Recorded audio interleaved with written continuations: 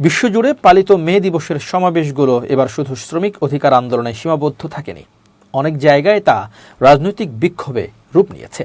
Europe ও এশিয়ার বিভিন্ন দেশে আয়োজিত কর্মসূচিতে মজুরি বৃদ্ধি, মূল্যস্ফীতি নিয়ন্ত্রণ ও সামাজিক সুরক্ষার দাবির পাশাপাশি যুদ্ধবিরোধী স্লোগান, ফিলিস্তিনের প্রতি সংহতি এবং যুক্তরাষ্ট্র ও ইসরায়েল বিরোধী বক্তব্য উঠে এসেছে।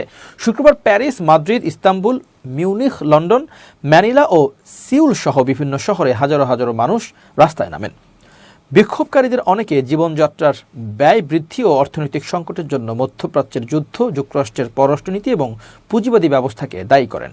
ফ্রান্সের রাজধানী প্যারিসে শ্রমিক নেতারা মজুরি বৃদ্ধি ও সামাজিক সুরক্ষার দাবি তুললেও বিক্ষোভে ফিলিস্তিনি পতাকা ও যুদ্ধবিরোধী স্লোগান ছিল চোখে পড়ার মতো। এক পর্যায়ে বিক্ষোভকারীদের সঙ্গে পুলিশের সংঘর্ষ হলে টিয়ার গ্যাস ও গ্রেনেড ছোড়া হয়। স্পেনের মাদ্রিদে হাজার হাজার মানুষ পুঁজিবাদের যুদ্ধের খেসারত দিতে হবে লেখা ব্যানার নিয়ে মিছিল করেন।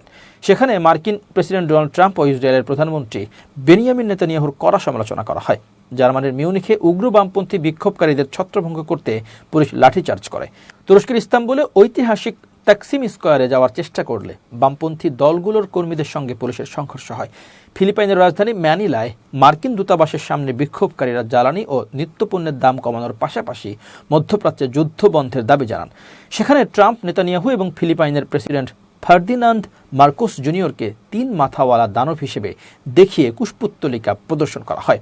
দক্ষিণ কোরিয়ার সিউলে হাজার হাজার শ্রমিকের সমাবেশে কোরিয়া কনফেডারেশন অব ট্রেড ইউনিয়নসের চেয়ারম্যান ইয়াং কিয়ং সু বলেন, ইরান ও ফিলিস্তিনের জনগণের সঙ্গে সংহতি জানাতে হবে।